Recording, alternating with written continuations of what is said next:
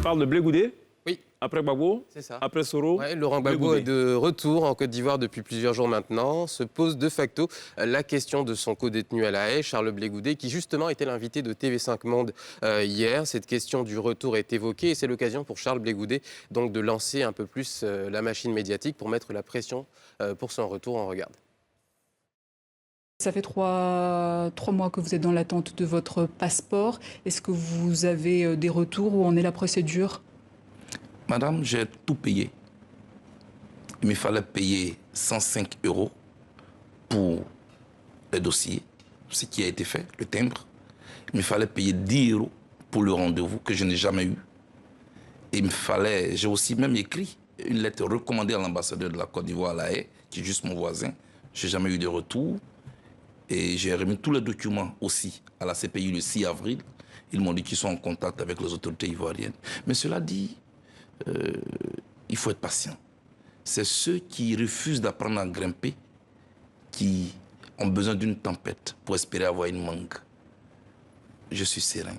J'ai confiance dans les propos tenus par le président ivoirien qui a dit que si M. Blé Goudé et M. Gbagbo souhaitent rentrer en Côte d'Ivoire, ils le peuvent. Ils viennent de le faire pour le président Gbagbo. J'attends simplement que mon tour arrive. Si cela traîne, les autorités ivoiriennes ont certainement une raison. Parce qu'il faut bien qu'il existe une raison. Et moi, je ne la connais pas. Seulement, je constate que tout le monde rentre, sauf moi. Et oui, Charles Blé Goudé a toujours le sens de la formule et des proverbes. Ce que l'on retient également de cette interview, eh bien, c'est que son goût et ses ambitions politiques sont toujours intactes. 2025, élection présidentielle en Côte d'Ivoire, vous y pensez? Nous sommes en 2021, madame, et vous parlez même de mon passeport.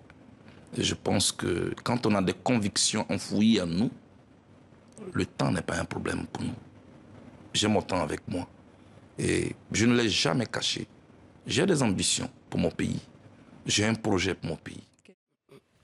Et enfin, Charles Blé Goudé se positionne comme un élément de ce qu'on a appelé pendant les élections la troisième voie, le juste milieu, le trait d'union. On ne sort pas d'une crise comme on sort d'un dîner gala. Mais c'est notre responsabilité de rassembler notre peuple de nouveau. Arrêtons et cessons de faire plaisir à nos camps. Lançons un appel pour rassembler les Ivoiriens de nouveau. Moi, c'est cet instrument de paix-là que je veux être. Je ne veux pas être un chef de camp, ni un chef de clan. Je veux parler à la Côte d'Ivoire plurielle. Pendant que mes partisans vont certainement en train de rire parce que j'ai été acquitté, mais il y en a d'autres qui ne sont pas contents.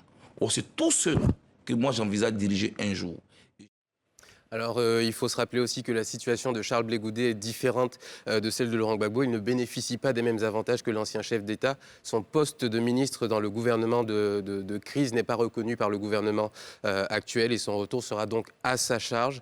En Côte d'Ivoire, il est sous le coup de 20 ans de prison, 10 ans de privation de droits civiques, 200 millions de dommages et intérêts après une condamnation en 2019 pour acte de torture, homicide et viol. Il passera par le pavillon présidentiel ou pas?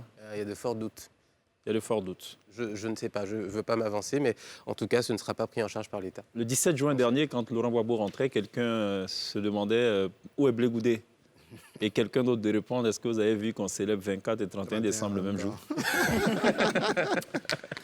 Allons, la